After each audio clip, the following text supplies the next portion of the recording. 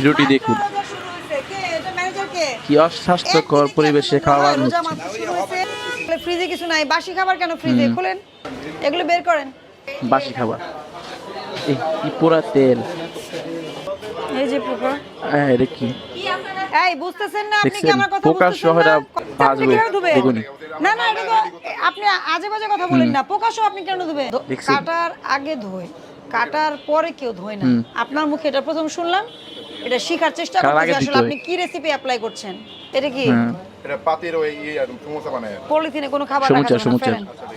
এটা ভালো? হ্যাঁ এটা ভালো।